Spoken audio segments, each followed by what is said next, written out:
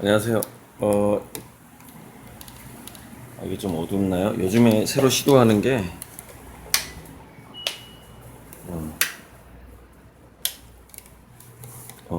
이런 필력, 그러니까 일필휘지? 필력을 통한, 홍채 구성을 좀 시도하고 있어요. 이런 식으로, 어디가 좋을까요?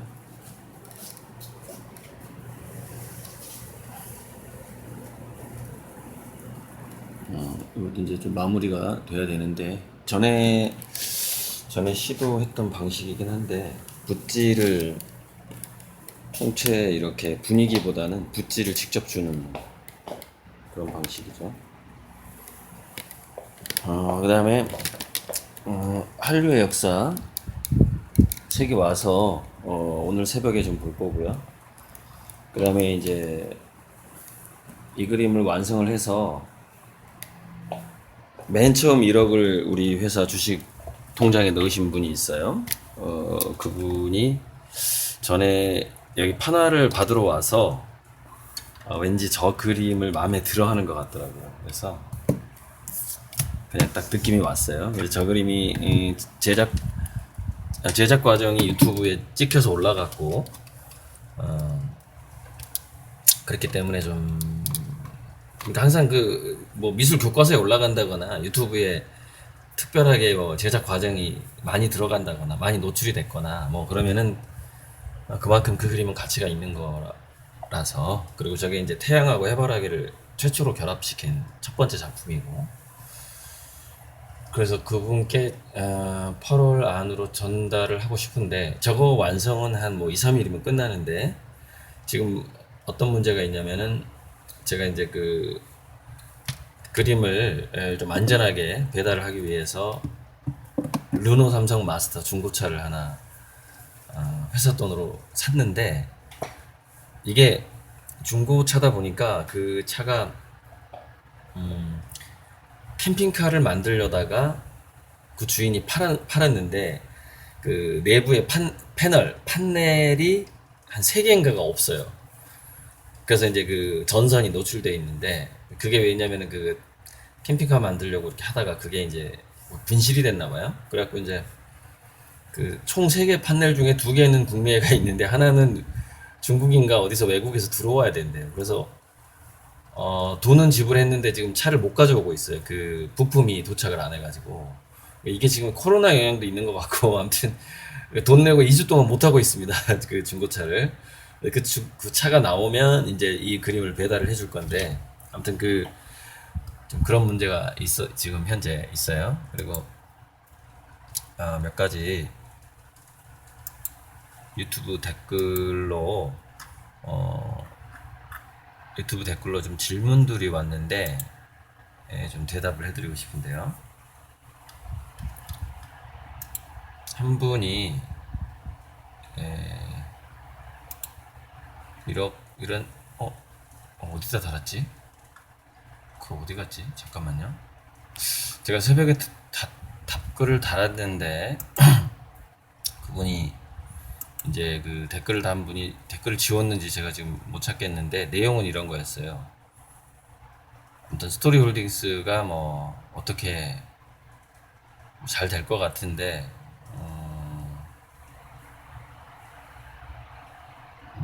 주식을 사고 싶은데, 주식도 사고 싶고 또 다음에 취직도 하고 싶다, 뭐 이런 얘기가 있었는데, 이제 제가 답글을 어떻게 썼냐면, 그걸 지금 그분이 이제 댓글을 지워버리면 제 답글이 같이 사라지니까 어떻게 썼냐면, 그러니까 지금까지는 어떻게 2년으로 이렇게 사람들을 뽑았지만 앞으로는 이제 새로운 주주들이 생기니까, 잠깐만요. 뜨는데.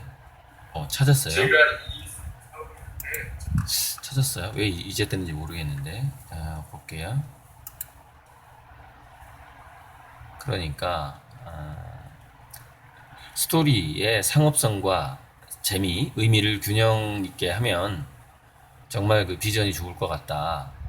이제 그 김경모 소장이랑 저랑 이렇게 대담하는데 달린 댓글이에요. 직접 굳이 이분이 이거를 지울 필요는 없을 것 같아서 일단 고정을 해놓고 지우지는 않을 것 같아요. 그래서 이제 그 직접 어떤 얘기를 했는지 지금 제가 보니까 제 유튜브에 요즘에는 처음으로 댓글 다는 분들이 많고요.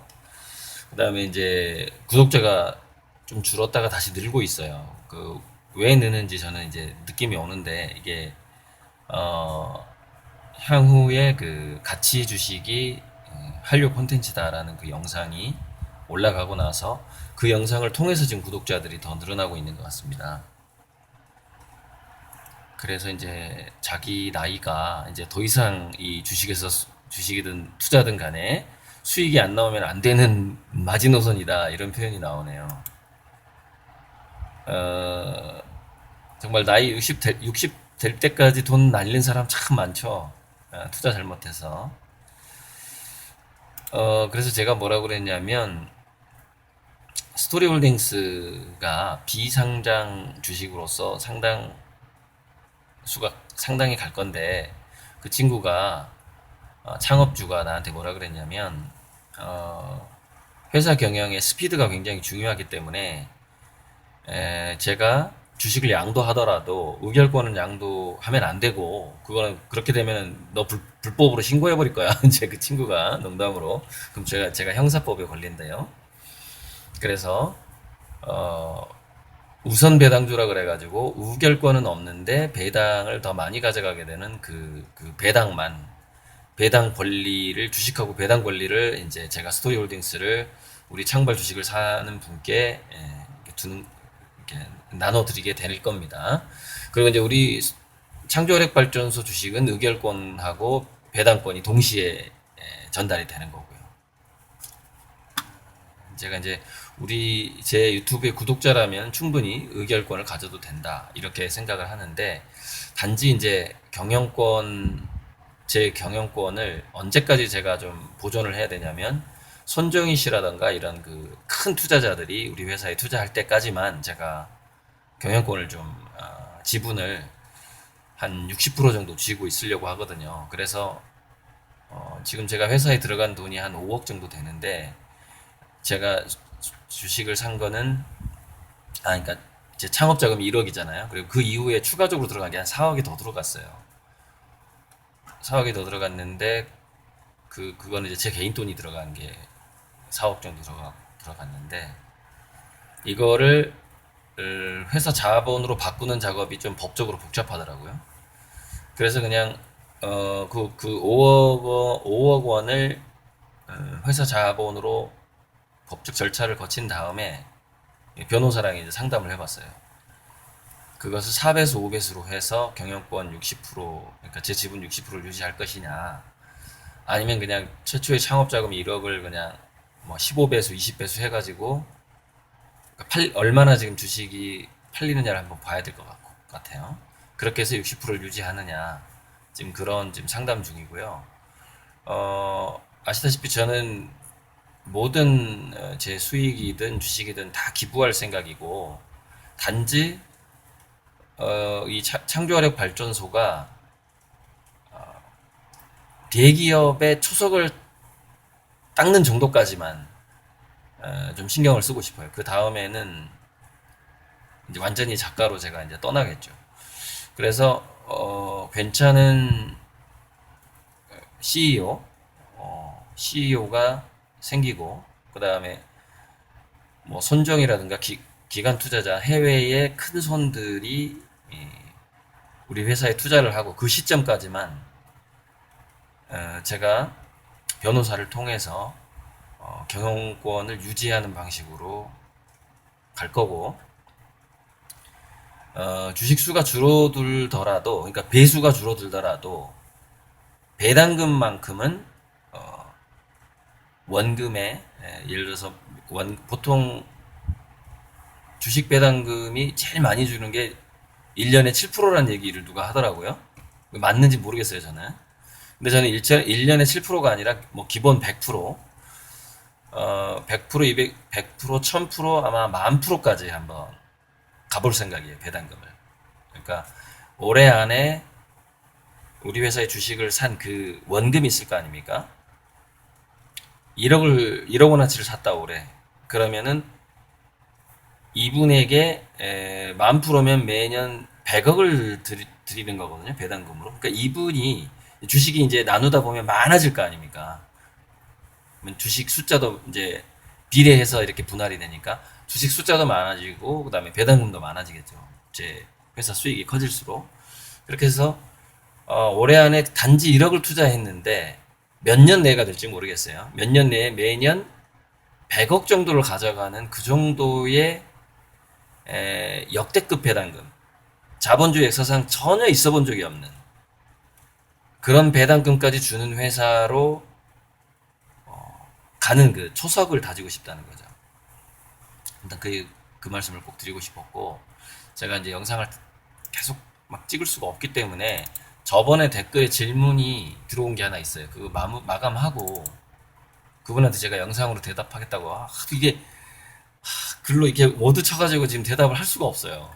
질문이 한 20가지가 되는데 빨리 하고 이제 빨리 지워버려야지. 제 책 중에 인공지능과 미래인문학 책 관련해서 질문이에요. 자, 질문하고 대답하고 그리고 이거 지워버릴 거예요, 이제. 자, 질문 1.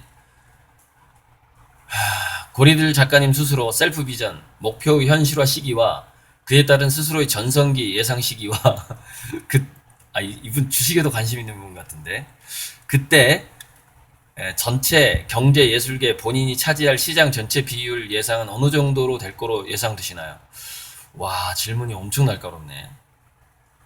이걸 솔직하게 제가 제 느낌으로 솔직하게 말씀을 드릴게요. 제가 피플투데이 표지 잡지 인터뷰를 할 때 제 그림은 문명사적인 전환을 만들 그림이다 이런 표현을 했습니다. 그래서 이 자본주의 가장 자본주의스러운 방식으로 이 자본주의 흐름을 바꾸는 그런 어떤 문명사적인 그림이고 내 그림이 할 일이 굉장히 많을 것이다 이런 얘기를 완곡하게 표현을 했는데 지금 이분이 전체 경제 예술계 그러니까 저와 또 제 그림이겠죠. 차지할 시장 전체 비율을 어느 정도로 이런 질문이 온 거예요. 지금 보여드릴까요? 이게 그러니까 댓글 잘 안다는 분이에요. 근데 댓글 잘 안다는 분이 지금 질문을요. 세상에 20개를 했어요. 20개. 잠깐 보여드릴게요. 지금 이게 장난이 아닌 질문인데 잘 보이려나 모르는데 이게 지금 제가 유튜브 댓글을 이렇게 복사해가지고 한글 파일에 옮겨놓은 거예요. 질문을 나중에 하겠다 해가지고 미래인문학 책 내용 관련 질문 모음 1번부터 20번까지 있어요. 여기 아니 20번이 아니네. 24번까지 있어요. 잠깐만요. 나 이거 몇 시간 아무튼 내가 오늘 다 처리할게. 24개의 질문 내가 다 처리.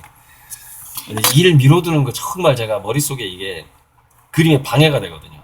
질문이 왔는데 안 할 수도 없고 댓글이 달렸는데. 자, 질문 다 하고 넘어갈게요. 솔직하게. 전 세계 통화량의 30% 정도 생각하고 있습니다. 전 세계 통화량의 30%. 그렇게 생각하고 있고, 비전과 목표의 전성기? 이거 참 예상하기 어려운데.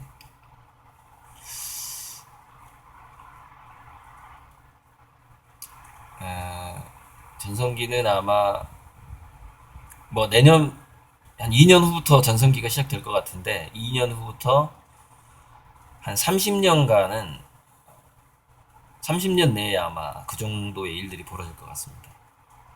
제가 80세 되기 전에. 자, 2번 질문. 어떤 스타일, 자, 전 세계 통화량의 30% 하면은 말이 됐죠. 금액이 전 세계 M1, M2 통화량이 늘어난다고 봤을 때 약 100경 단위가 됩니다. 100경. 조 단위가 아닙니다. 경 단위입니다. 2번. 어떤 스타일 대표가 국내 벤처 출신으로 현대나 네이버를 인수할 정도로 커질 수 있다 예측되시나요? 이 부분은 존 마에다가 얘기했다시피 문화예술 감각이 굉장히 뛰어난 호모 루덴스 감각까지 갖춘 회사가 될 겁니다. 제가 지금 검색해도 못 찾아서 그런데 구글 연봉 1조 받는 사람 CEO나 창업자 말고 누구였나요?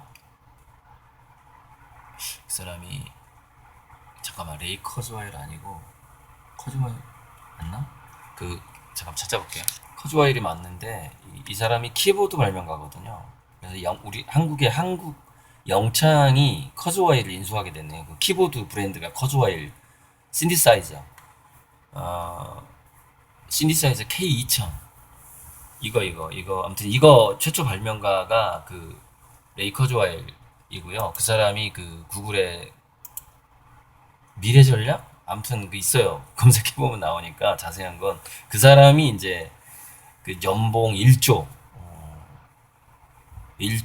정도로 들어갔고 이거는 그 커즈와일 밑에서 레이 커즈와일 밑에서 일하는 사람이 제 친구의 친구예요. 그래서 직접 제가 들은 얘기고요. 자, 4번 바이오닉 트랜스 휴먼으로 신체 대체 시 부작용과 단점이 뭐가 될까라 예측되시나요? 부작용과 단점은 계속해서 극복이 될 거고 제가 현재 거기 테슬라 일론 머스크가 주장하는 것과 달리 생각하는 게 뭐냐면 두뇌의 정보가 트랜센던스 됐을 때 그러니까 두뇌 이식 그러니까 그 뭐냐면 프랑켄슈타인 프로젝트죠. 두뇌 이식 말고는 부작용이 다 사라질 거라고 봅니다. 근데 중요한 것은 우리의 두뇌가 시냅스의 해부학적인 결합 자체가 기억을 만들어내기 때문에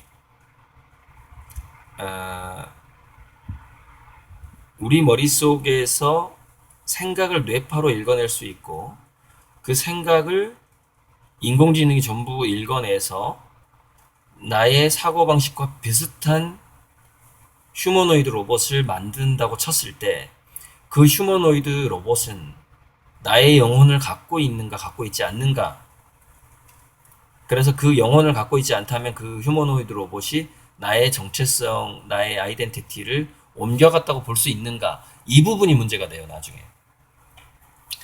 그러니까 트랜스휴먼에 있어서는 바이오닉 트랜스휴먼에 있어서는 장애가 없어져요. 그거는 시간 문제고 마지막의 문제가 그겁니다.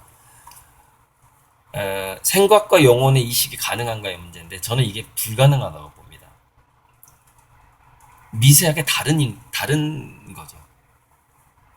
근데 어쩌면 더 가능할 수도 있는 게 제가 예전에 학생들에게 미래 강의를 할 때 그 얘기를 했었거든요. 로봇 영매가 나올 수 있다. 굉장히 인간의 두뇌를 뛰어넘는 인간에게 영매가 있단 말이죠. 그 영매가 인간의 두뇌를 통해서 신경을 움직여서 흔히 공수라고 하죠. 또는 채널링이라고도 얘기하고 그걸 한단 말이죠. 그러면 정교한 인공지능 로봇이 영매가 될 수 있단 말이죠. 그렇다면 로봇이 영매가 될 수 있다면 로봇이 나의 영혼을 담을 수도 있는 것이거든요. 그래서 참 답하기가 어려운데 마지막 문제가 그걸 겁니다. 과연 저 정교한 로봇은 나의 영혼을 담고 있는가, 담고 있지 않은가. 그런데 이제 그쪽 신비학 쪽에서 영혼이 마치 홀로그램처럼 분산해서 존재하는 경향이 있거든요. 그러니까 인간의 영혼도 신의 그 편재성을 가지고 있는 거죠. 그래서 조금은 다르지만 나의 영혼을 담고 있다라고도 말할 수 있고 참 머나먼 그 인공지능 로봇이 영매가 된다. 머나먼 얘기인데 이게 충분히 가능하기 때문에 이 4번 질문이 참 좋은 질문이고 근데 어쨌든 신체 대체에 있어서는 부작용이나 단점이 없다. 이렇게 보시면 됩니다. 자, 그 이상까지 가게 될 겁니다. 그 이상까지. 과연 저 로봇이 나의 영혼을 저 로봇을 우리 아버지로 봐야 되는가 이런 일이 벌어질 겁니다. 미래에. 자, 외계 5번 질문. 외계 생명체와 51구역 같이 음모론적으로 언급되는 외계 관련 비밀 연구소에 대해 진지하게 어떻게 생각하시나요? 아, 제가 UFO에 대해서 굉장히 오랫동안 UFO에 관심을 가진 것도 한 30년이 넘어갈 겁니다만, 제 친구가 예전에 UFO 관련된 그 홈피 운영자였어요. 걔랑 술 마시면서 UFO 얘기도 많이 했는데, 어, 이거는 외계인이 있을 수밖에 없어요. 없는 게 말이 안 돼요. 없는 게. 평행우주론적으로 봤을 때 과거, 현재, 미래가 있단 말이죠. 우리가 인터스텔라에서 그 주인공 조종사가 주인공 조종사가 아니라 주인공 그 여자가 그 박사님의 딸이죠.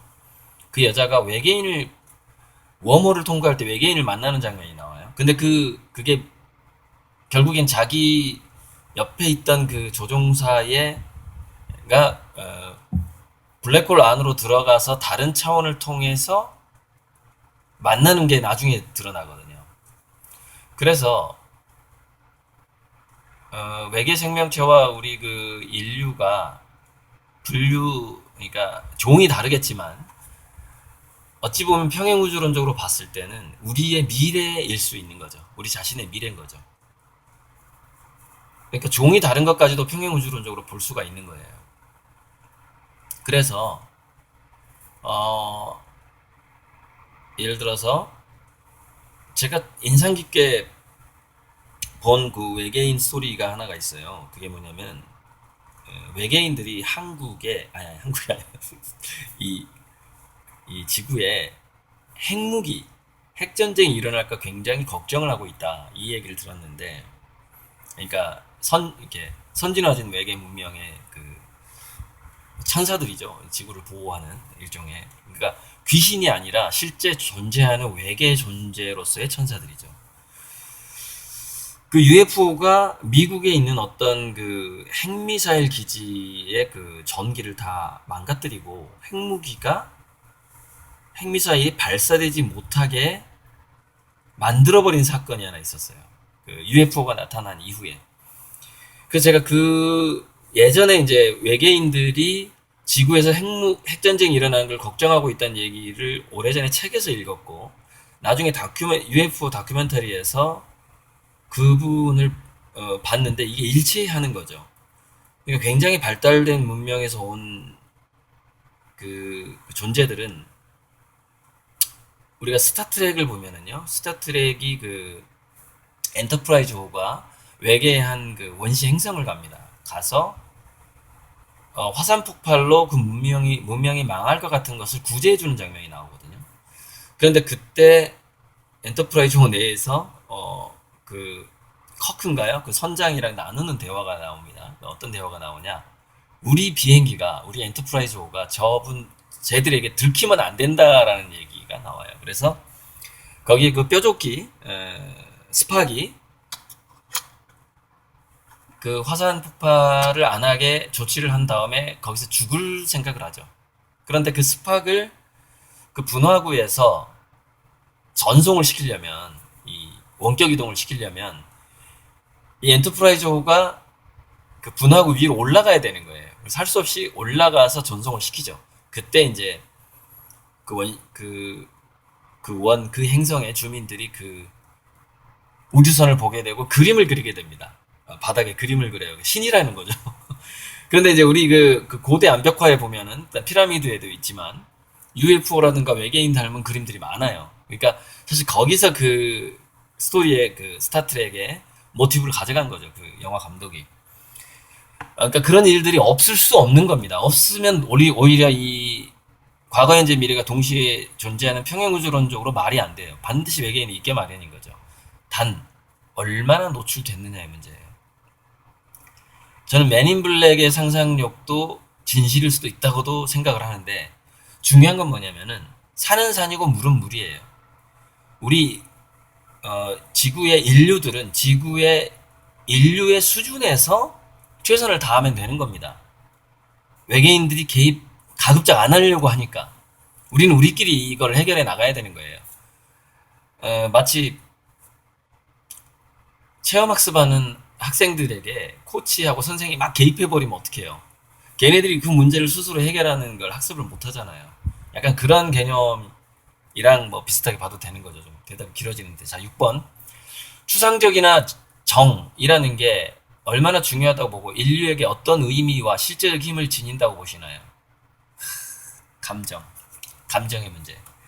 감정과 상상 또는 추상의 문제인데, 어, 이모션,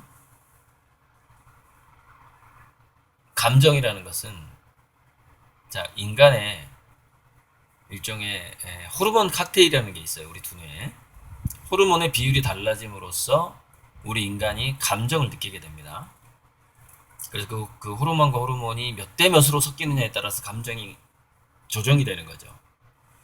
그 일본에서 나온 그 손정희가 로봇 회사를 인수를 해서 그 임대하고 있는 그 이름이 잠깐만. 손정희가 임대하고 있는 로봇이 엄청 늘었네요. 자, 청소 로봇 임대도 하고 있고요. 원래 이제 그 다음에 강아지 애완 그러니까 뭐 반려 로봇 또 하고 있고요. 많이 커졌네 로봇 임대 업이. 근데 이제 원래 서빙 로봇이었거든요. 잠깐만요. 걔 이름이 내가 알았는데 고유명사가 헷갈려가지고 서빙 로봇이 잠깐만요. 지금 페니가 나와 있고 페니 아니었는데 지금 그 서빙 로봇이 또 나왔네요. 그 로봇 이후로. 잠깐만요. 키보드를 카페를 쳐볼게요.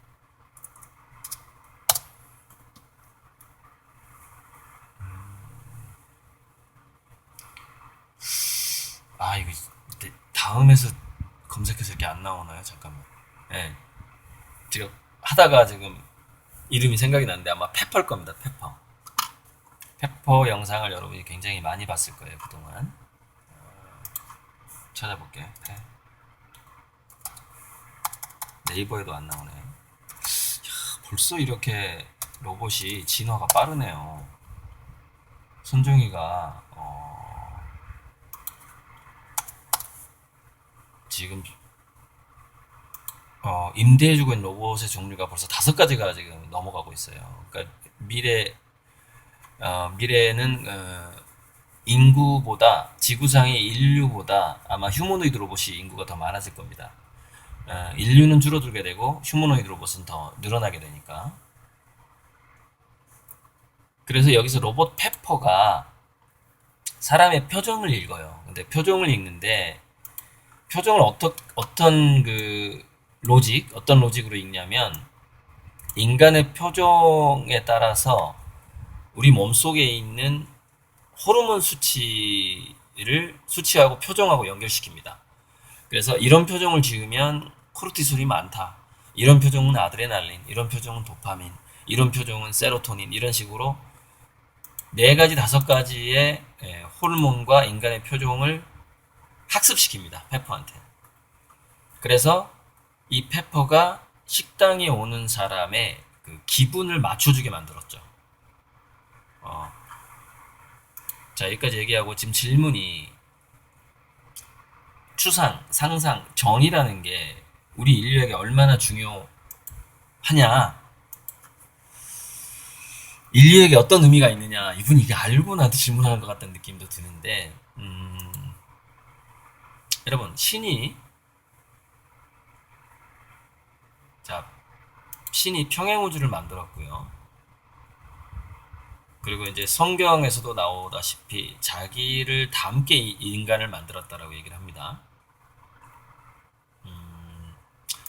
이거는 제가 조금은 느끼는데 확실히 느끼지는 못하고 있는데 책 같은데 좀 이렇게 현자들이 언급했던 내용이 뭐냐면 감정이라는 것이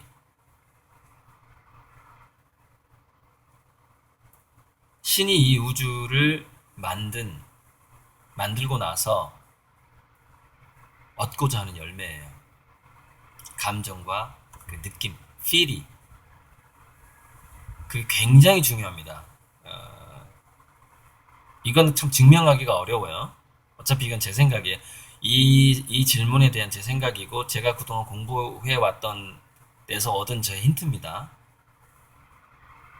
인간에게 이모션하고 어, 이 아름다움에 대한 느낌 이런 것들은 궁극적으로 신이 얻고자 했던 거예요.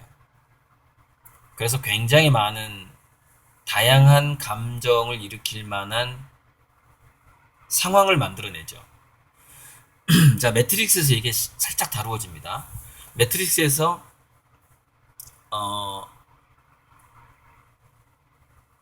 그 매트릭스를 1999년 뉴욕인가로 설정을 하죠. 그럼 1999년 뉴욕이 왜 뉴욕으로 했느냐? 범죄의 도시고 굉장히 다양해졌고 감정이 아주 복잡다단하죠. 그래서 그 매트릭스 안에 있던 존재들은 1999년에 뉴욕을 경험을 하면서 굉장히 많은 감정의 변화를 겪습니다. 근데 그 감정을 원동력으로 해서 전기를 생체 전기를 생산해내요. 우리가 흥분하고 하면 생체 전기가 더 강해진단 말이에요. 그것을 전기 에너지로 해서 인공지능 로봇들이 살아가죠. 그게 매트릭스의 스토리죠. 그럼 거기서 그 전기를 만들어내는, 그 에너지를 만들어내는 원동력이 바로 감정이에요. 감정. 그 감정을 얻기 위한 매트릭스 내에 1999년 뉴욕은 뭐죠? 연극 무대 같은 거예요. 그래서 이 부분이 6번 질문이 매트릭스의 저변에 깔려있는 질문입니다. 그래서 추상, 상상, 느낌, 정, 감정이라는 것은 인류에게 어느 정도의 의미를 갖고 있느냐? 99.999%일 가능성이 많습니다. 가능성이 꽤 있어요. 이게 지금까지 제가 느낀 거예요. 자, 7번 질문으로 넘어갈게요. 유전적으로 남에게 성적 끌림이 아님에도 전 재산 이상을 배분 혹은 분배할 수 있는 하게 되는 결정적 요인, 원인이 뭐라고 보시나요? 책과는 달리 신호나 그런 이타적 본능에 대한 미스터리가 인류에게 의문형 과제로 존재한다 보고 이에 대한 고리들 작가님의 생각이 좀 더 깊게 궁금해졌어요. 뭔가 아는 사람이야, 이 사람. 나에 대해서 많이 알고 있어. 자, 제가 가족과 처자식에게는 최소한의 돈을 주고 다른 사람들에게 돈을 많이 쓰고 있거든요. 그러니까 저는 우리 가족을 서민층 이상으로 살게 하고 싶지 않아요. 물론 자기 스스로 돈을 번다면 그건 뭐 오케이지만은 제가 그 이상 살게 하고 싶지는 않거든요. 자, 유전적인 친족도 아니에요. 저는 자식한테도 재산을 별로 물려주고 싶지 않거든요.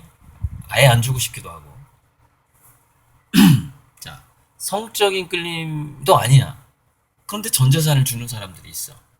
이게 뭐냐면은요. 일종의 이제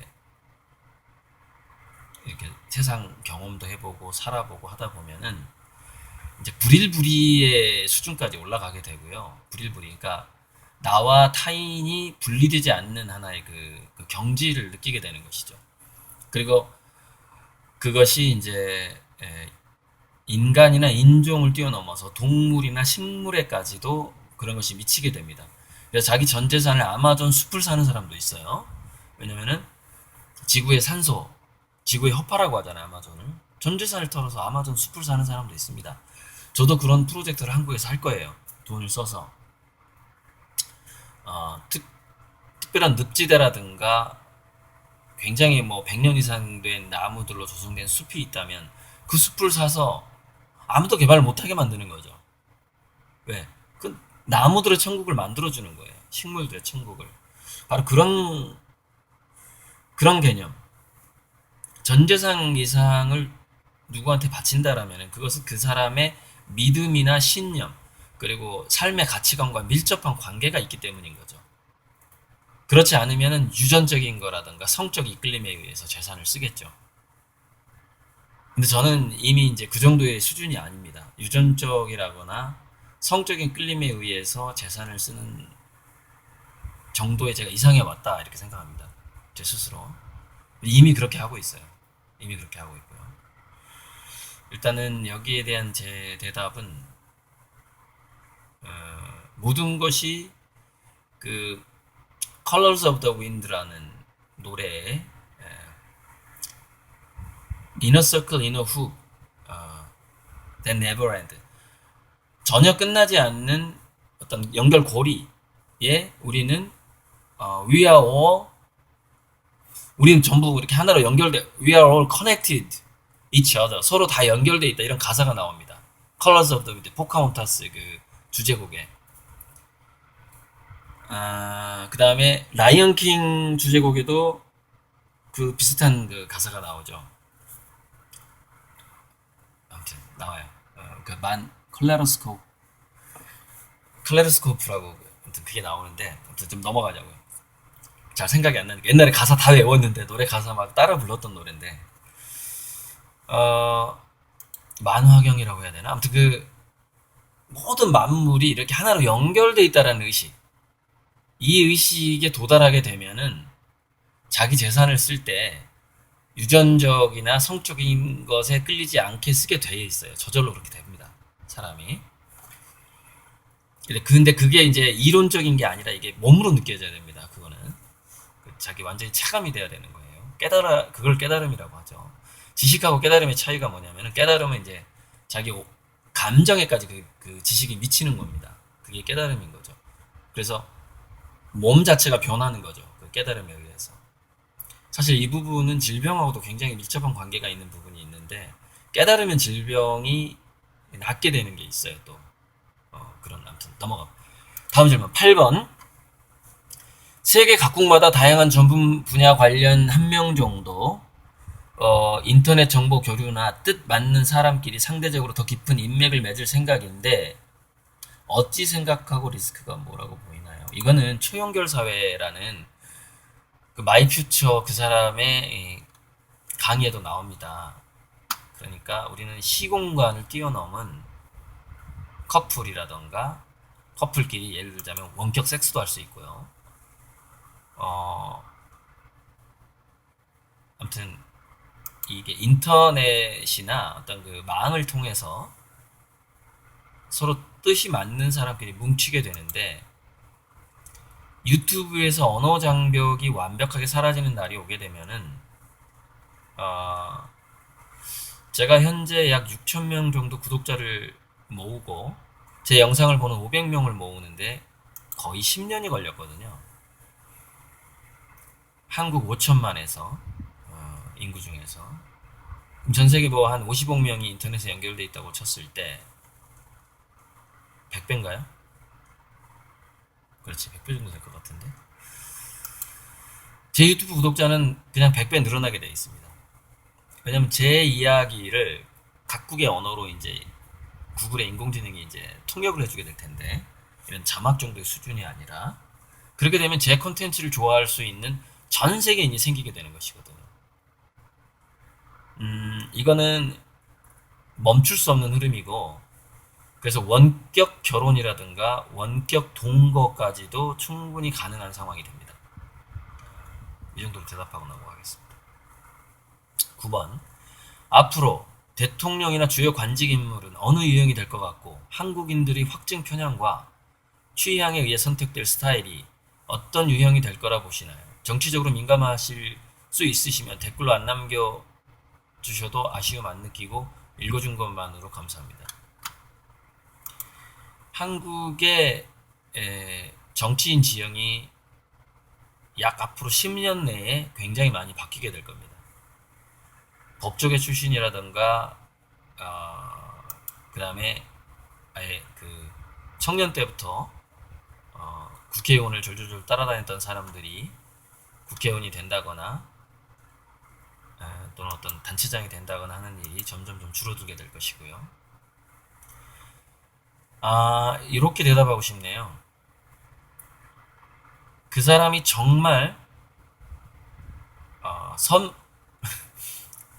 선한 마음으로 그동안 봉사를 해왔는가라는 문제. 얼마 전에 그 이용수 할머니하고 누구 어떤 국회의원 문제 있었잖아요. 그리고 그 기간이 얼마나 됐고, 실제로 그 사람이 봉사와 기부를 얼마만큼 했고, 그러면 지금의 그 어떤 지속성, 이런 부분들하고, 또 하나는 개그맨처럼 정서적, 긍정적인 정서, 긍정적인 감정의 기부자들이 정치계에 진출할 가능성이 좀 점점 더 많아집니다. 그래서 지금까지의 정치색하고 굉장히 많이 달라지게 되죠. 이게요, 지금 우리나라의 유튜브 구독자들이 많은데, 이 유튜브 구독자들이 많은 것이 이제 우리나라를 다양한 취향 사회로 만들게 되고, 다양한 취향 사회가 되면은 뭐가 사라지냐? 어떤 관직이나 단체장이나에 대한 권위가 사라지게 돼요. 그래서 권위가 사라지게 되면 그 자리를 뭐가 차지하게 되느냐? 친근함, 펀, 재미, 호모 루덴스, 위로, 뭐 이런 것들이 차지하게 되면서, 예를 들자면 뭐 배우, 개그맨, 또는 뭐 의사, 과학자, 또는 화가, 이런 사람들이 주요 관직에 배치될 확률이 점점 좀 높아지게 되는 것이죠. 또는 인기 유튜버까지도 마찬가지입니다. 점점 다양해질 겁니다. 네. 뭐 다문화 가정에서도 이렇게 비례대표가 아니라, 비례대표로 전략적으로 배치하는 게 아니라 실질적으로 그런 사람들에게 투표를 하게 된다는 것이죠. 유튜브가 그 유행의 변화를 굉장히 이끌어갈 거라고 저는 보고 있습니다. 자, 10번. 뚜렷하게 구분되는 아시아에서 그리고 세계 시장에서 먹힐 한류의 장점과 유통기한은 언제까지라 보는지, 특히 음악 관련 시장에서 BTS 같은 케이스가 얼마나 더 나올 수 있는지 궁금합니다. 이거는 한류의 역사 책 제가 리뷰하면서 대답을 하고 그냥 넘어가겠습니다. 자, 11번. 그림을 최대 몇 시간 집중해서 그려봤고, 감상 단일 최대 몇 시간 이상 소비했는지 궁금합니다. 제가 그림을 감상한 시간하고 제가 몇 시간 동안 집중해서 그렸는가라는 건데,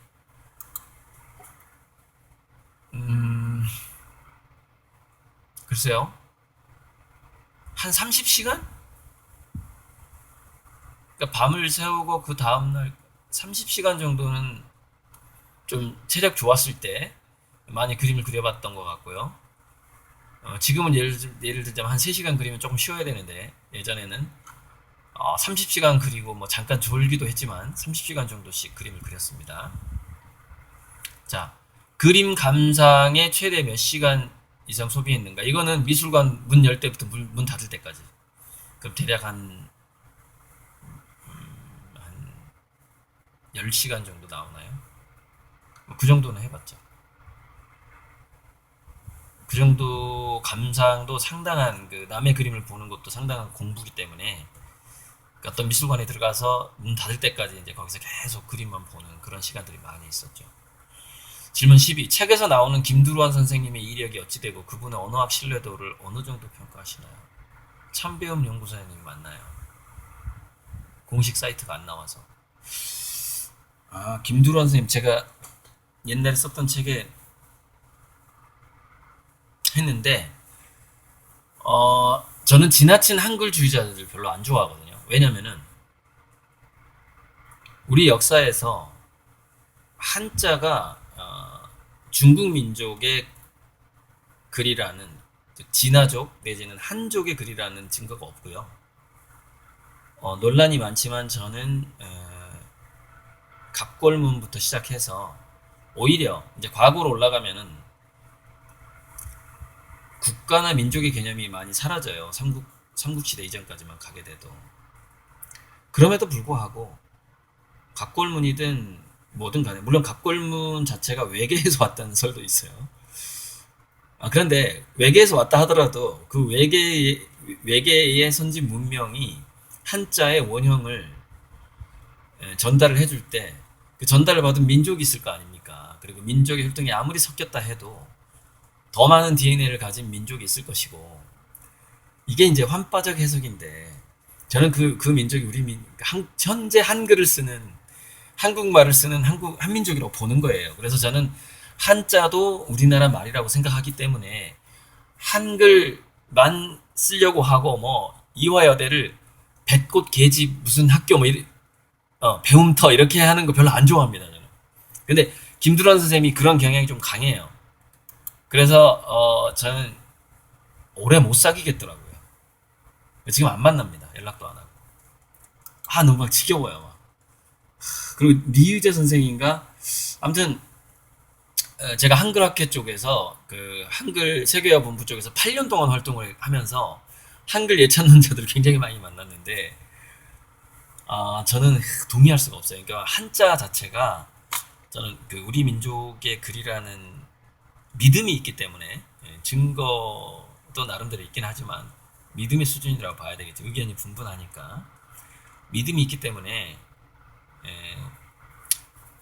김두란 선생님의 언어학 신뢰도를 저는 별로 안 갖고 있습니다. 안 갖고 있고요. 뭐에 대한 신뢰를 갖고 있냐면 참 배움이라는 것에 대한 신뢰를 갖고 있어요. 그러니까 참교육을 참 배움으로 이 사람이 바꾼 사람이거든요. 그러니까 교육이 없다는 거예요. 공부에는 러닝만 있다는 거죠. 배움만 있다는 거죠. 이 사상에는 제가 동의를 합니다. 그래서 아마 책에서 제가 이분을 언급을 했던 것 같아요. 참배움 때문에 언급한 것이지 김두란 선생님의 언어에 관한 그 신념이나 언어 한글 완전히 한글만 쓰자 주의자인데 이거 별로 제가 동의하지 않습니다. 자, 13번. 책 내용에서 나오는 하이 컨셉, 하이 터치, 하이 컨셉, 하이 터치의 의미가 명료하게 뭔가요? 하이 터치 의미가 헷갈려서 물어봅니다. 이건 좀 공부를 좀 하셔야지 이렇게 질문을. 하이 터치라는 게 아까 그 감정하고 관련된 부분이거든요. 감정을 건드리는 터치를 하이 터치라고 하는 겁니다. 감동적 터치죠. 스펙과 스토리가 있다. 그러면은 스펙은 하이 컨셉에 가깝고 스토리는 하이 터치에 가까운 거죠. 근데 여기 하이 컨셉이라는 것은 보통 스펙이 아니라 굉장히 시너지가 강한 스펙을 의미하죠. 그 누구도 범접하기 힘든 시너지를 가진 아이디어의 어떤 결집, 뭐 이런 걸 하이 컨셉이라고 하죠. 넘어갈게요. 14. 한국 사회에서 아직 예민한 원나잇 같은 성문화가 보편적으로 어찌 받아들여질 거라 보시고 국가의 운영을 목적으로 한 경우에 어찌 조절되어야 한다고 보시나요? 이거 예민한데. 이거 완전히 노코멘트를 하면 또 고리들이 아닌데 이거. 이게 이렇게만 말씀을 드릴게요. 현재 지구상에서 성개방이 된 국가나 도시가 있을 겁니다. 한국보다 훨씬 더 개방이 된. 그보다 더 개방될 겁니다. 그보다 더 갈 겁니다. 그게 예를 들자면은 한국에서 간통죄가 사라진 것이 헌법에 위배되기 때문이거든요. 성적 자기결정권이라는 게 있어요. 자, 여러분 헌법이 바뀌게 되면 어떤 방향으로 바뀔 거라고 생각하세요? 미래 세대가 원하는 방향으로 바뀌게 되는 겁니다. 헌법이 바뀌게 될 경우에는. 법률도 마찬가지죠. 네, 여기까지만 얘기하겠습니다. 15번. 책에서 나오는 내용 중 이거 아까 같은 질문이고요. 넘어가고. 몇몇 국가에서 인정받는 제3의 결혼 형태들, 게이 부부나 남성 홀로 육아, 입양 육아, 3세, 7세 아이와의 창업놀이 내용 부분에서 아이가 보호자를 리드할 기회를 많이 갖는 게 좋다고 하시는 게 엄마에서 언급한 제3의 형태 보호자로 넓게 해석해도 적합하려나요? 네, 맞습니다. 이거는 제가 책을 쓸 때 대다수의 독자들이 엄마기 때문에 엄마라고 표현을 한 것이지 실질적으로는 양육자라고 하는 겁니다. 즉 게이 부부가 됐던 남자들끼리만 사는, 그러니까 미래에 이제 가정이라는 게 굉장히 다양한 형태의 가정이 되는데 거기서 이제 입양을 해서 아이를 기른다거나 또는 자기를 복제해서 기르는 때까지 갈 겁니다. 언제쯤 갈지 모르겠지만 자기 자신을 복제해서 유전자를 복제해서 자기가 자기를 기르는 방식도 어, 나오게 될 텐데 그런 모든 방식에서 주 양육자는 누구라도 될 수 있는 것이고 그다음에 3세, 7세 때 아이가 오히려 보호자를 리드하게 해줘라. 이거는 이제 자기주도성을 기르고 도파민형 두뇌로 키우기 위해서 그렇게 해야 되는 겁니다. 이 부분은 이제 제 두뇌 사용 설명서라는 책을 보면 더 자세하게 나옵니다. 17번. 작가님이 등록하신 특허 중에 공개해도 괜찮은 것들 소개 가능한가요? 제가 특허 등록을 하려고 준비한 건 있지만 또 특허 출원했다가 반려된 게 몇 개 있지만 그다지 뭐 제가 발명가 쪽으로 가려다가 중단했단 말이죠. 이게 두뇌가요. 그림에 집중하느냐 발명에 집중하느냐가 동시에 되기가 좀 어렵습니다.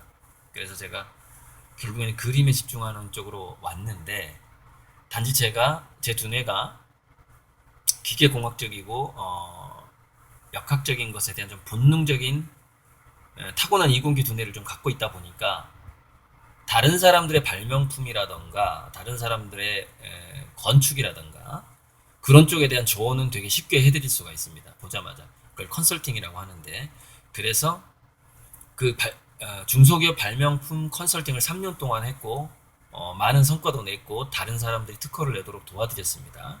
별리사랑 일하면서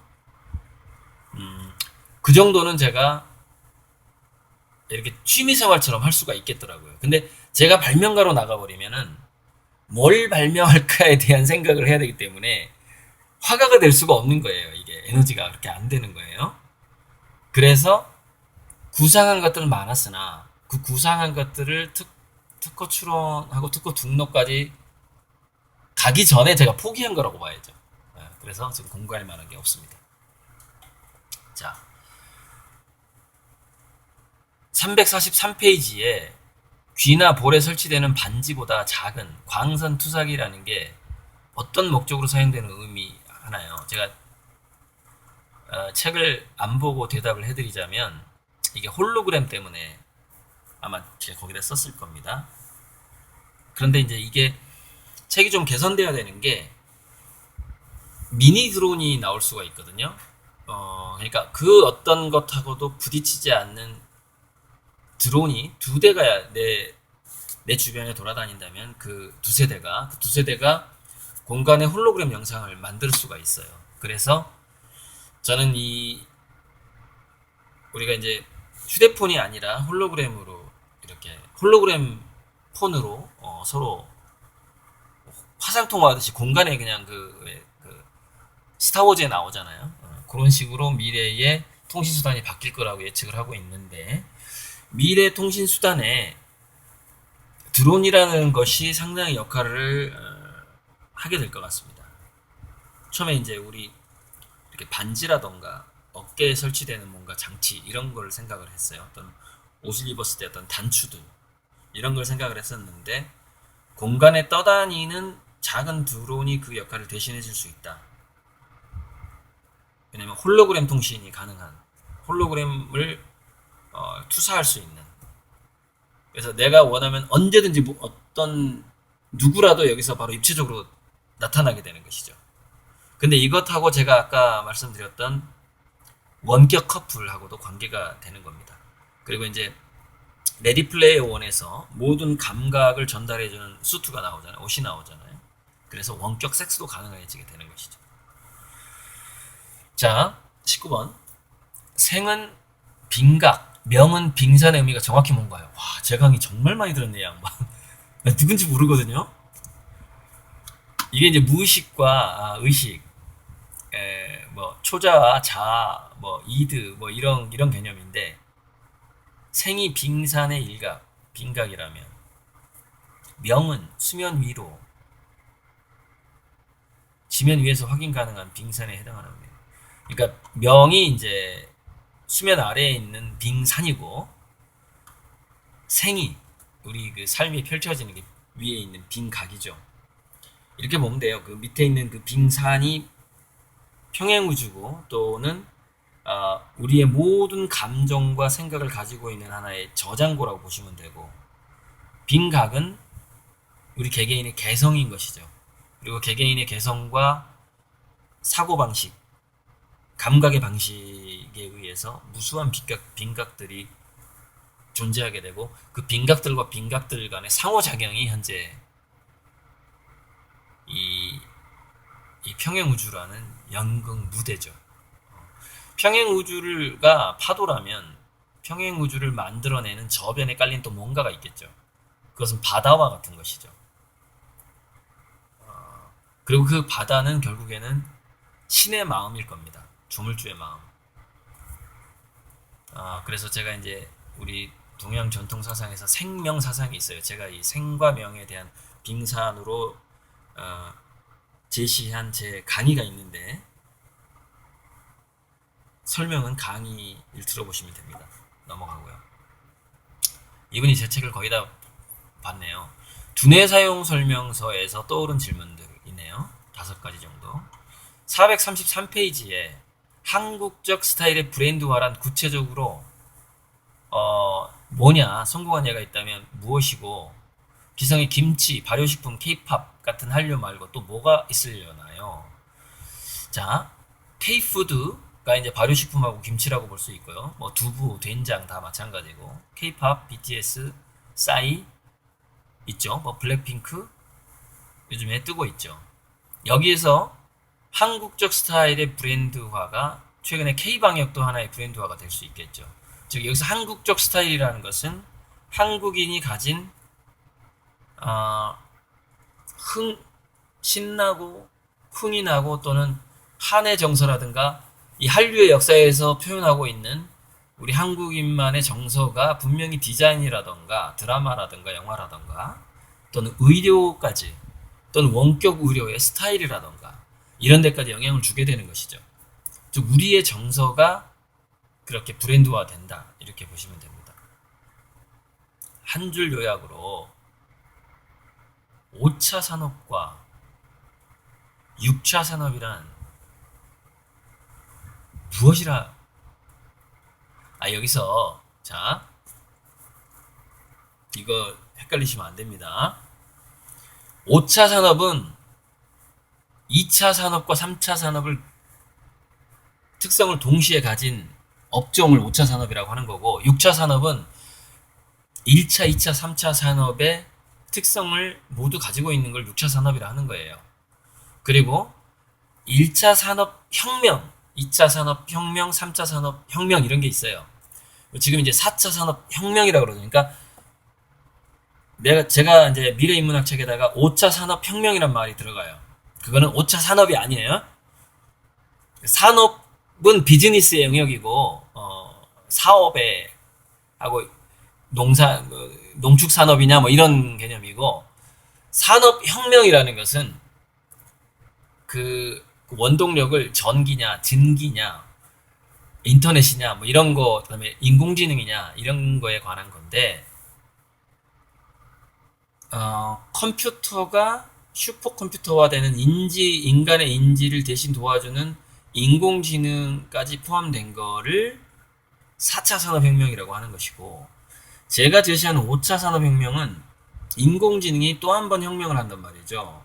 인공지능이 인간의 전 인류의 지능을 합친 것보다 더 영리해지는 진정한 의미의 AGI가 나왔을 때 General Intelligence, Artificial General Intelligence가 나왔을 때 AGI가 나왔을 때 이 지구의 산업혁명이 또 한 번 일어나는데 그것이 5차 산업혁명이고 5차 산업혁명의 특성은 뭐냐?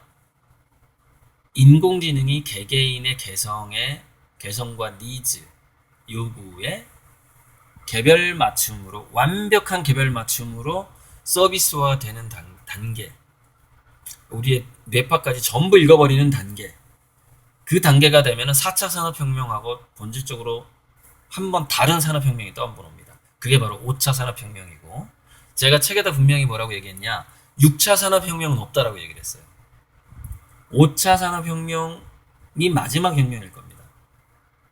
6차 산업혁명이 있을 수는 있는데 그렇게 되면은 어떻게까지 가게 되느냐? 현재 인류가 변해야 합니다. 그러니까 현재 우리 인간, 이 두뇌를 가지고 있는 이 생물학적인 인간이 변하지 않는 상태에서는 5차 산업까지로 충분해요. 그 이상 감당을 할 수가 없어요. 근데 우리 인류가 한번 예를 들자면 영적으로 어떤 신에 가까워진다거나 우리 몸이 바뀐다거나 하면은 6차 산업혁명이 올 겁니다. 왜? 우리가 진화한 만큼 인공지능도 진화할 거기 때문에. 그러나 생물학적인 인간이 진화를 하지 않는 한 인공지능이 더 진화할 필요가 없거든요. 마치 알파고가 이세돌이나 커제보다 조금만 바둑을 더 잘 두는 것처럼 인간이 진화하면 인공지능도 더 진화를 하게 되는 거죠. 그때는 새로운 6차 산업혁명이 등장을 하겠죠. 그러나 지금 인간의 이 몸과 이 두뇌의 수준에서는 5차 산업혁명은 충분함이고 하고 그 단계에서 이 지구가 유토피아화가 될 겁니다. 근데 그 이후에 인간 스스로 진화를 한다면 6차 산업혁명이 또 오게 되는 것이죠. 22번. 세계적 혹은 한국 이상 수준의 국가에서 그 냉동인간의 권유 사업이 보편화될 수 있는 시기가 언제라고 보시나요? 사망 확률이 높은 지금 냉동인간이 되고 있는데요. 하고 있는데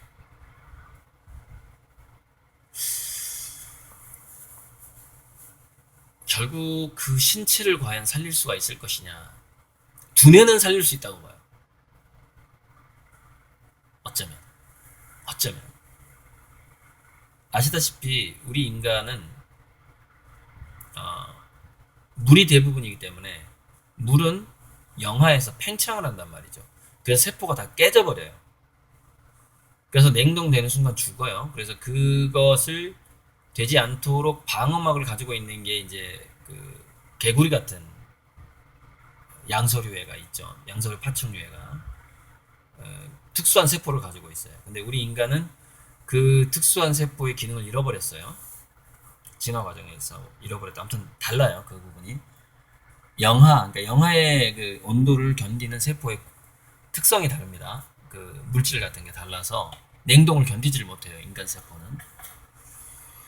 그래서 이제 냉동 인간이 굉장히 난점이 있는 것이고, 그래서 급속 냉동을 해야만 한다라는 이야기가 그래서 나오는 겁니다.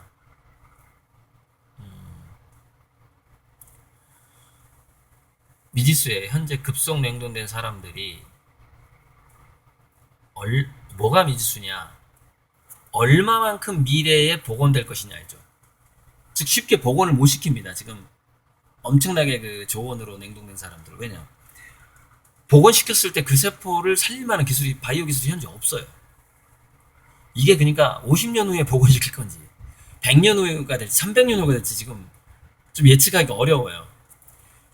왜냐면 전자산업은 예측이 가능하지만 생물학, 바이오 쪽은 예측이 어렵거든요. 우리가 현재 코로나 같은 거 예측하기 힘들잖아요. 왜냐면 변종을 해버리니까. 그래서 바이오 냉동인간 복원 기술이 완벽하게 이 사람을 살릴 수 있는 기술이 언제 나올 것이냐. 이것에 대한 불안감이 사라지지 않는 한 이 사업은 저는 커지지 않을 거라고 봅니다. 그 예측이 나와줘야 되거든요. 냉동인간을 완벽하게 복원할 수 있는 기술이 언제 나올 것이냐. 그 예측이 나와줘야 되는데 최소한 30년 이내에 나와줘야 무슨 얘기냐. 100년 후다. 그럼 내가 깨어났을 때 내가 알고 있는 인간이 하나도 없는 거예요, 지구상에. 그러니까 최소한 우리 인간이 내가 지금 아파서 냉동 인간이 돼야 되겠는데 내 손자가 내가 깨어났을 때 내 손자가 환갑잔치는 하고 있어야 된다는 거죠. 그래, 내가 네 아기 때 봤는데 네가 벌써 환갑이 됐냐 이러면서 예를 들어서 60년 이내 또는 80년 이내에 내가 복원될 수 있어야 되는 건데 그래야지 사업이 확장이 될 텐데 그게 예측이 안 될 것이고 현재 냉동인간이 된 사람들은 뭐냐면 불치병에 걸린 사람들이에요. 이왕 죽을 거 그냥 하는 거예요. 이게 마루타죠, 마루타. 여기까지만 얘기하겠습니다. 자, 23번.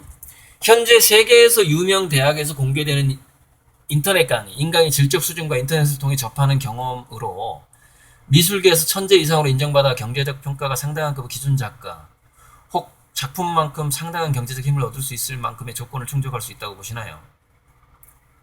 질문이 좀 꼬였죠? 고리들림이 아닌 예술인들에게 불확실히 불충분하다 느껴진다면 뭘 채워야 한다고 보시나요? 명확한 개성에서 나오는 아이덴티티는 필수겠지만 고리들 작가님 의견이 듣고 싶어 물어보게 되는 것 같습니다.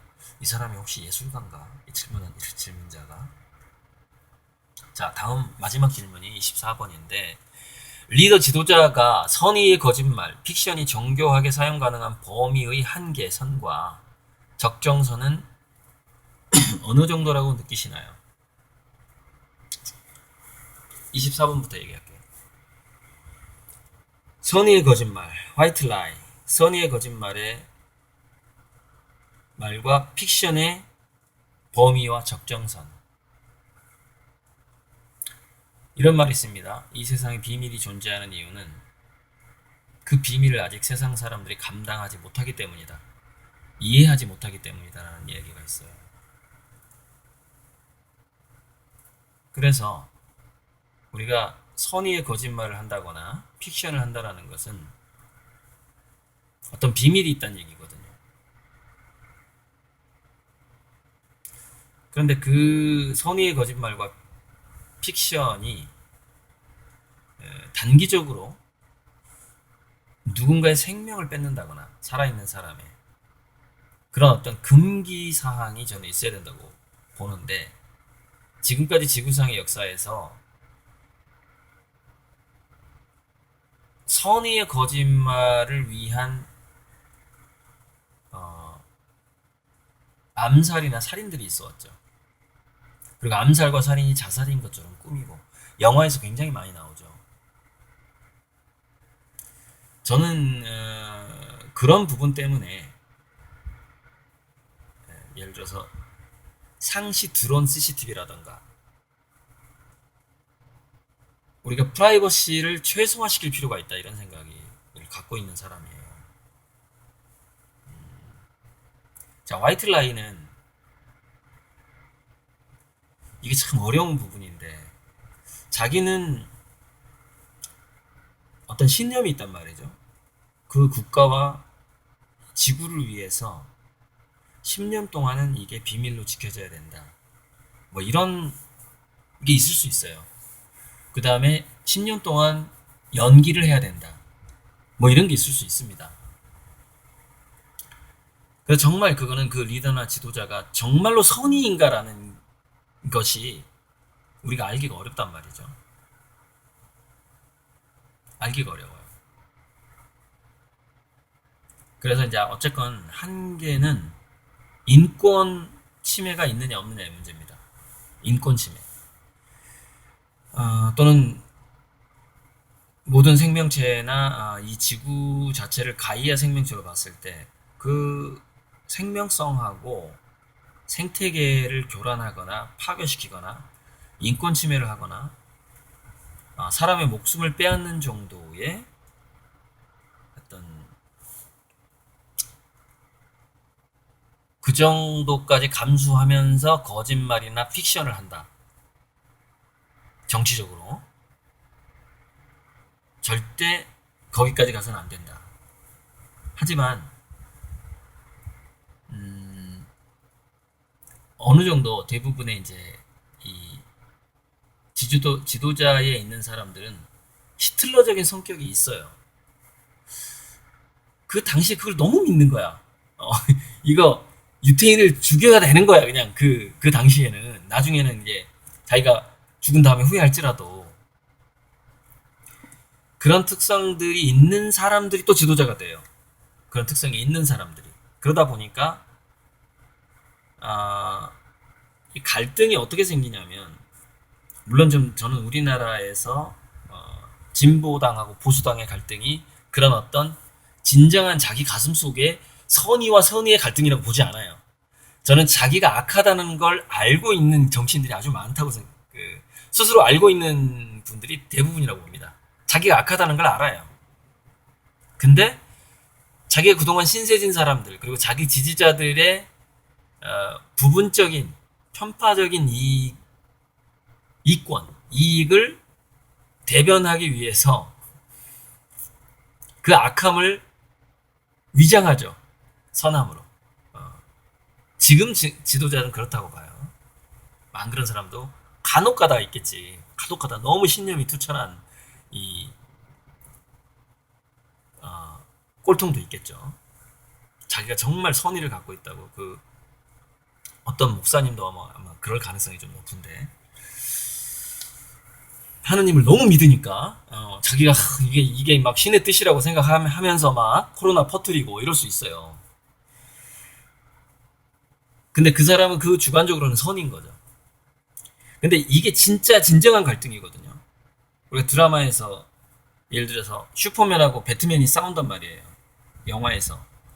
그럼 이게 보면 선의와 선의의 갈등이어야 그 영화가 재밌어요. 얘도 얘의 선이고 얘도 얘 선이어야 돼요. 둘 중에 한 명이 악당이어 버리면 영화가 요즘에는 재미없어요. 우리 관객들이 수준이 올라가가지고 좀 더 복잡해져야 됩니다. 감정이 복잡 미묘해야 돼. 통쾌하다. 악당이 이겼다. 이거는 마징가 제트 시대, 태권브이 시대의 얘기고 지금 영화는 그렇게 안 만들거든요. 선의와 선의의 대결이에요. 신념과 신념의 대결인데 이게 교묘한 삼각관계를 만들어내죠. 영화에서. 그래서요. 어쨌건 우리는 이 사회를 점점 더 투명하게 만들어 가려고 노력을 해야 됩니다. 투명하게 만들어 가려고. 왜냐면 투명하게 만들지 않으면 또 히틀러가 나올 수 있어요. 자기는 선이라고 생각하는데 나쁜 결과를 가져오는. 저는 이명박의 4대강도 어쩌면은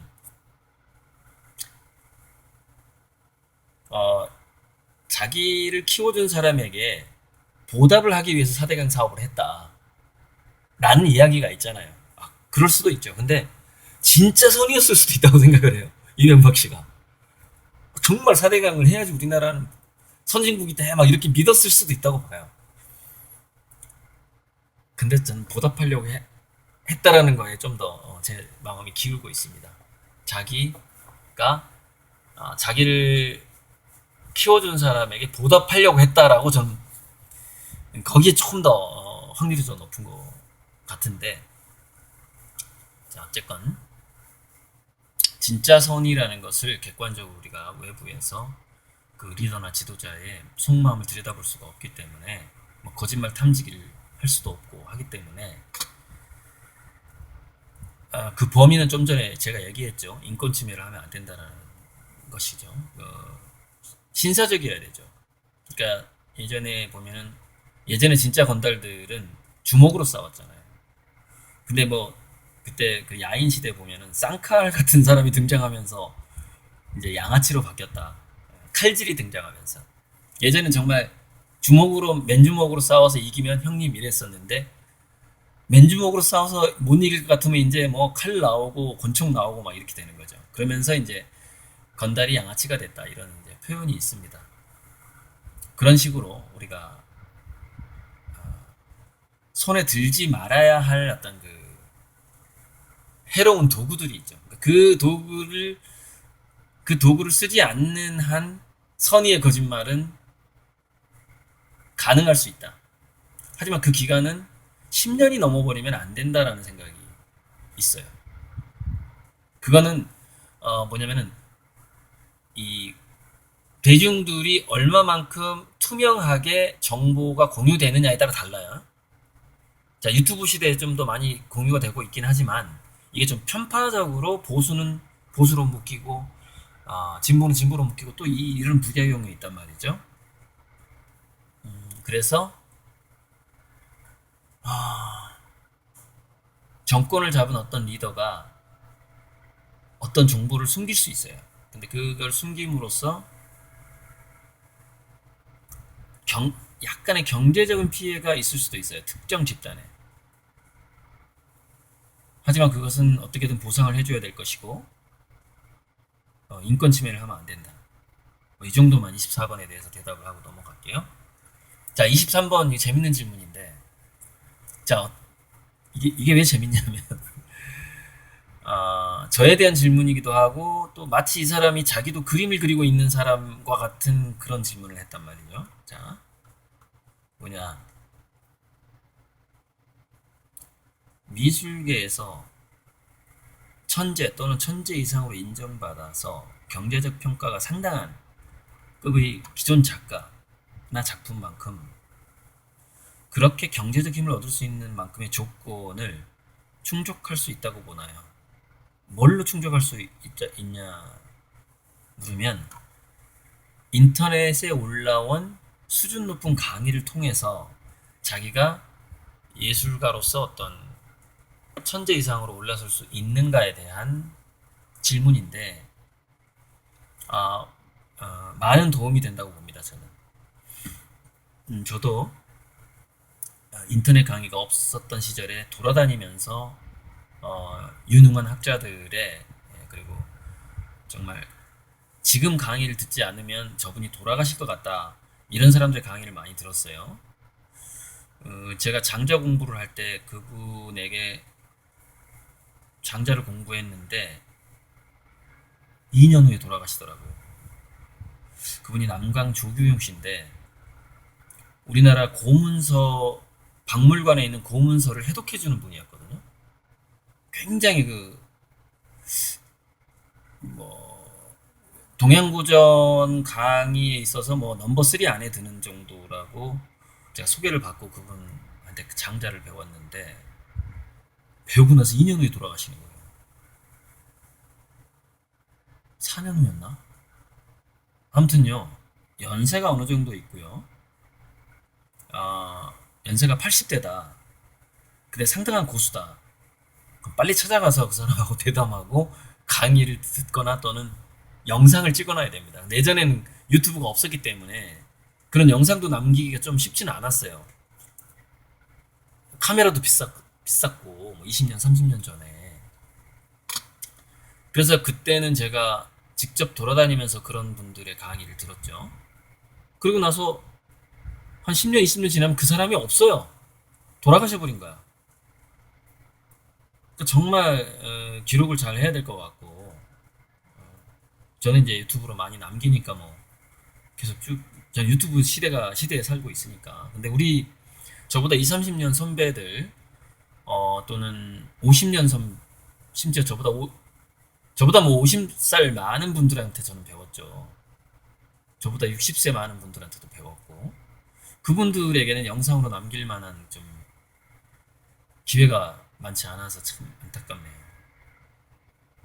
어쨌건 그런 수준 높은 강의들이 지금 많죠. 그래서 그 강의들에서 굉장한 영감을 받을 수 있습니다. 예. 하지만 그걸로 안 되죠. 자기만의 스토리가 있어야 되죠. 자기만의 신념, 자기만의 개성.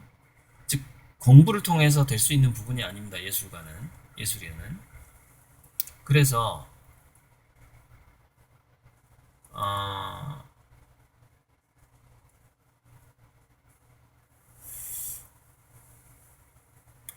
좀 자발적인 역경 속으로 들어가는 측면이 좀 있어야 돼요. 모험심이 강해야 됩니다. 예술가는.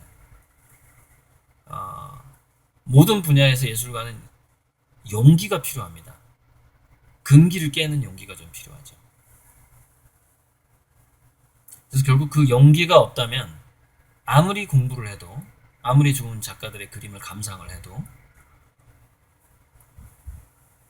아무리 개성이 뚜렷해도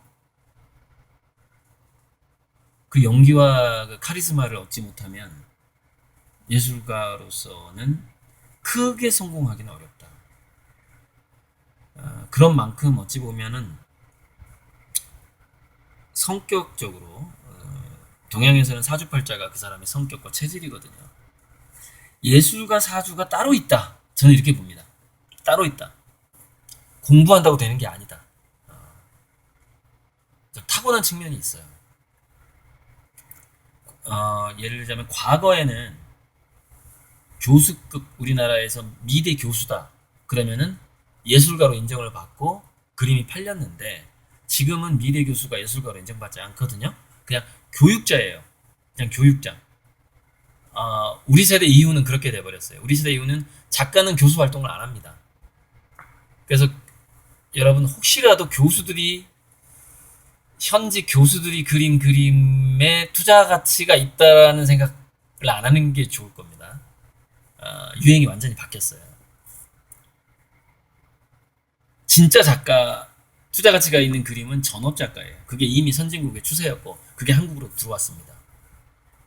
그러니까 교수직에 있는 사람들도 딜레마예요.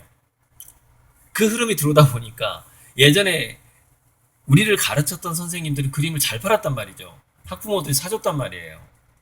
근데 지금은 학부모들이 우리 자식 잘 봐주세요 하면서 그림을 사주는 시대가 아니잖아요. 촌지도 사라지고 김영란법 아시죠? 그런데다가 미술대학 교수를 작가로도 인정을 안 하는 흐름이 들어와 버린 거예요.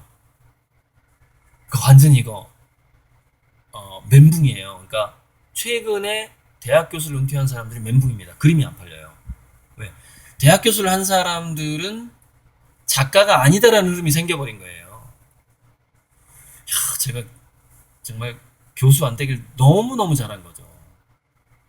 되고 싶은 욕망은 좀 있었죠. 대학교 때 다닐 때는. 근데 체질적으로 안 되더라고요. 제가 교수랑 맨날 싸우니까 체질적으로 나는 교수가 될 수가 없구나. 선배 교수들한테 잘 보여야 교수가 된단 말이에요. 근데 저는 도저히 못하겠더라고요. 그거를 막 싸우고 수업 시간에 나가고 막 D 맞고 F 맞고 그랬으니까 이제 그런 측면에서 저는 어찌 보면 예술가로서 좀 타고난 특성을 갖고 있다. 그 좀 반항아적이고 저돌적이고 권위에 굴복하지 않고 대들고 이런 그런 게 없으면 사실 개성 중에서 그 부분이 굉장히 중요해요. 예술가로서. 근데 여러분 그 성실한 공무원 같은 예술가가 전 세계적으로 성공한다. 일단 사례를 찾아보기가 힘들고요. 대부분 예술가들은 좀 이렇게 좀 이상하거나 좀 변태 기질도 좀 있다거나 대단한 뭐 이렇게 반항하거나 뭐 가정을 버리거나 뭐 한번 찾아보세요. 쭉 이게 특히 미술 화가 쪽 한번 찾아보시면 정말 공무원처럼 성실히 그림을 배워가지고 예술가가 됐다가 정말 찾기 힘들어요. 근데 앞으로 또 마찬가지일 것 같아요. 제 느낌에는. 그래서 여러 가지 조건이 충족돼야 되는데 엄청난 뭐 이렇게 인문학적인 공부와 자기 전공 분야에 또 정통한 공부가 필요하고 그 과정에서 다른 예술가들과 차별된 개성과 아이덴티티를 찾아내야 되고 그리고 그것을 찾았다 하더라도 초기 아이디어를 개발시키는데 10년, 20년이 걸려요. 그 10년, 20년을 견딜 수 있는 인내심이 있어야 돼요. 그때 직장을 구하지 않고 거지처럼 살아낼 수 있는 인내심이 필요한 거죠. 그때 직장 구하면 어떻게 된다고요? 제가 아까 발명가하고 미술가가 동시에 되기 어렵다 그랬죠. 에너지가 분산된단 말이죠. 에너지가 결집이 안 되는 거예요. 돋보기에 햇빛이 모아지 초점이 안 맞는 거죠. 그럼 어떻게 구멍을 뚫으냐는 거예요. 그 종이를 태워서. 그래서 그 자기가 예술가로서의 개성과 아이덴티티나 어떤 주제와 테마를 얻었다면 그걸 10년, 20년 동안 거기에 몰입할 수 있는 근성이 있어야 되는데 몰입한 다음에 그것을 찾아냈다면 그걸 전 세계에 강력하게 외칠 수 있는 용기와 카리스마가 또 있어야 되죠. 그런 여러 조건들이 갖춰져 있어야 되고 또 여기에는 뭐가 있냐면 좀 나이가 있어요. 나이. 자기 그 주제의 테마를 80세에 완성했다. 그러면 이 사람이 남아있는 수명이 그 기간 동안에 세계적인 작가가 되기 위해는 연수가 너무 짧게 남아있는 거예요. 그래서 40대, 50대에 그걸 완성하면 더 좋고 늦어도 60대에 완성을 해야 루이즈 브루조아처럼 그 거미 조각을 해서 그 사람이 미술 선생님 하다가 60대부터 60대 나 이제 작가 예술가 돼야지. 그래가지고 약 80세경에 전 세계적인 예술가로 성공을 했는데, 그래서 지금 리움 미술관에 그 조각품이 있죠. 마더라고 그 거미 닮은 조각품이죠. 그 사람 60대에 시작을 했는데, 그 사람은 미술 전공자예요. 그래서 자기 주제 테마를 이미 갖고 있었어요. 그러다가 직장 생활을 하면서 그것을 다듬어 갔죠. 그러니까 무슨 얘기냐? 우리 세대의 작가는 아니에요. 우리 세대는 그게 불가능해요. 우리 세대는 교수 활동하면서 미술 교사 하면서 그래 나중에 지금은 애들 교육비도 벌어야 되고 하니까 그래 나중에 내가 60대 돼서 작가 돼야지. 이게 이제 과거 세대, 그러니까 저보다 한참 앞선 세대란 말이죠. 그분은 지금 저보다 거의 한 40년 앞선 세대이기 때문에 그 세대는 그게 가능했는데, 우리 세대 이후에는 그게 불가능해요. 젊었을 때 직장 생활 하다가 나중에 예술가 해야지, 이게 인정이 안 돼 버려요. 지금은.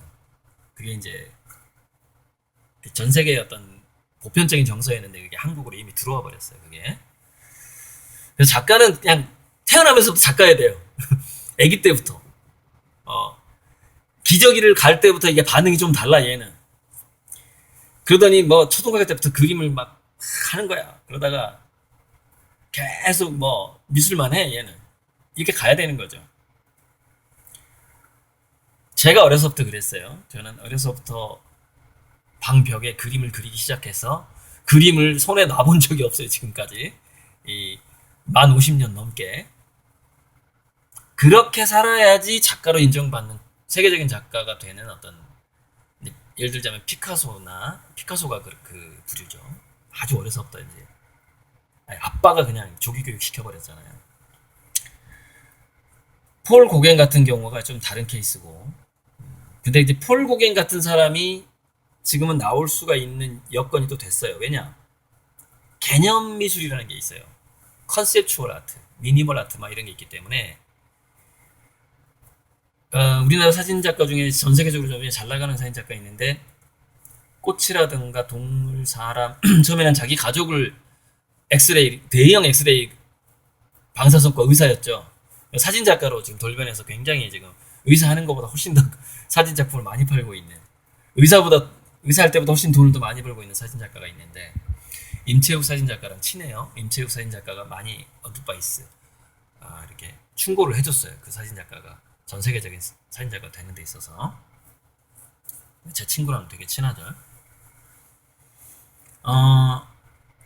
그런 경우가 해외에는 많이 있었습니다.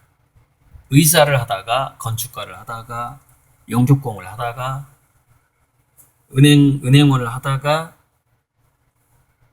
예술가로서 인정받는 사람들이 꽤 있는데, 그런데 그 사람들이 가슴속에서 절대 놓치지 않았던 것이 뭐냐? 예술적 컨셉에 대한 열망을 놓치지 않았어요. 즉, 직장 생활을 하면서도 뭔가를 하면서도 계속 그 열정이 막 꿈틀꿈틀 하는 거야, 가슴속에서. 그러다가 튀어나오는 거죠. 그러다가. 자, 우리 일랑 이중상 선생님이 이런 말씀을 했습니다. 화가는 붓을 들지 않았을 때 진짜 그림을 그리는 것이다.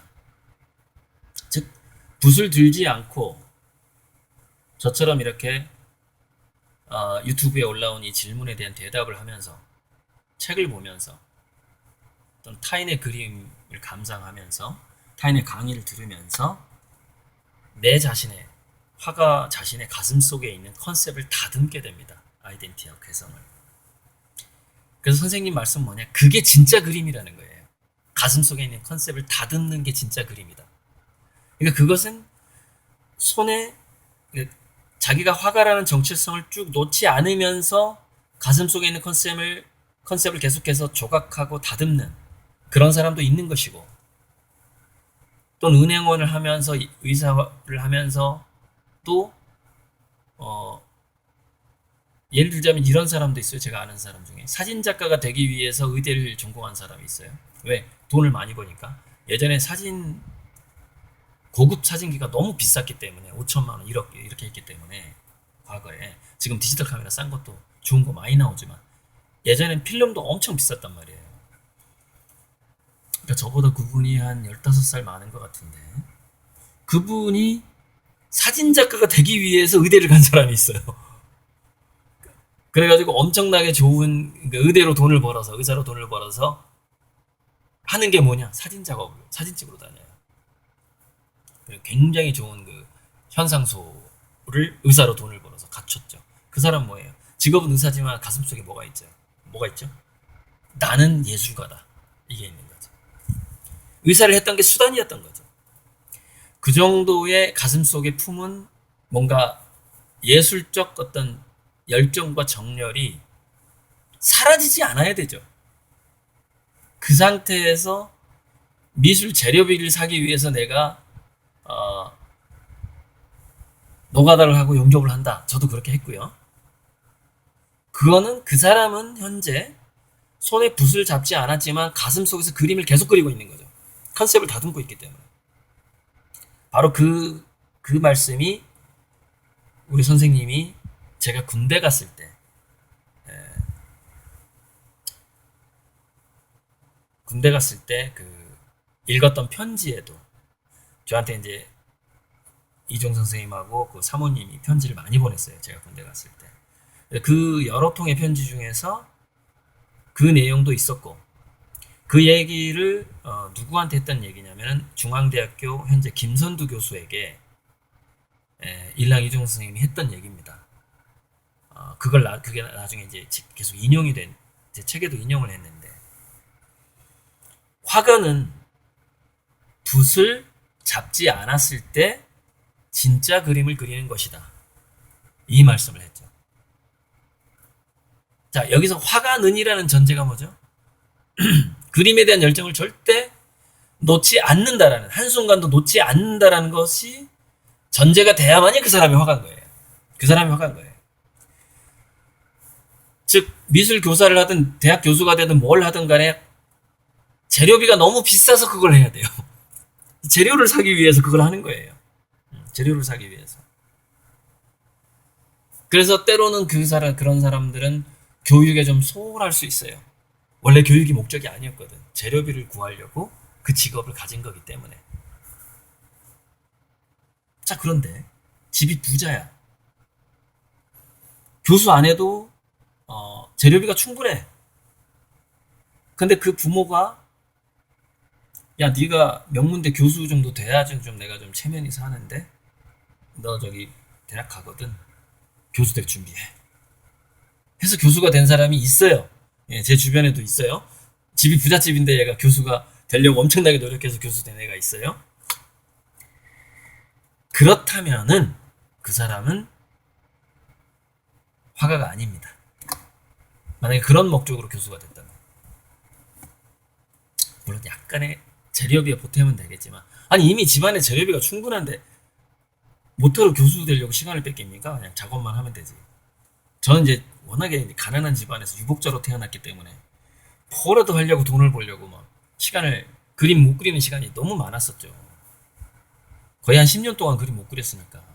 정말 작품을 하고 싶었어도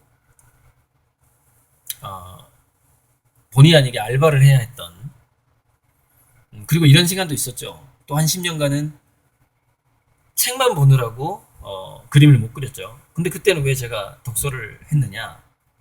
컨셉을 찾으려고, 이 가슴속에 미술 컨셉을 다듬느라고 책을 보게 된 거죠.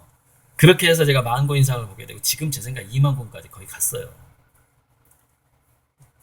하나하나 세보진 않았지만 제가 한 세본 거는요, 한 5,000권까지는 세봤는데 그 이후로는 이제 카운트를 안 했단 말이에요. 세는 걸 포기했단 말이죠. 귀찮아요. 그 세는 것도 어느 정도 되면 셀 필요도 없어요. 몇 권 봤는지. 자, 아무튼 23가지, 하나는 그 질문이 겹쳤고요. 그래서 미래인문학, 제 책 미래인문학하고 두뇌 사용에서 굉장히 꼼꼼히 읽은 사람의 질문이에요. 그리고 23번의 질문은 이 사람이 예술가의 꿈을 갖고 있거나, 아니면 23번의 질문이 예술가의 꿈을 갖고 있거나, 아니면은 제 그림을 샀기 때문에 제가 얼마나 세계적인 작가가 될 것이냐에 대한 떠보는 질문 같다. 둘 중에 하나인 것 같다라는 생각이 들었고, 첫 번째 질문도 마찬가지예요. 1번 질문도 저의 전성기하고 제가 예술계, 경제계에서 얼마나 그 비율을 차지하게 되고 어느 정도 성공할 거라고 보느냐가 첫 번째 질문이에요. 이분 분명히 내 그림을 3분 같아. 주문하신 분 같아. 그래서 한번 제 스스로 어느 정도 비전을 가지고 지금 가고 있는지를 질문을 던졌는데, 일본에 대한 제 대답은 전 세계 통화량의 3분의 1입니다. 거기까지 제 그림의 비전이 가게 될 겁니다. 여기까지 찍겠습니다. 상당히 1시간 넘어버렸네. 예, 이상입니다. 1시간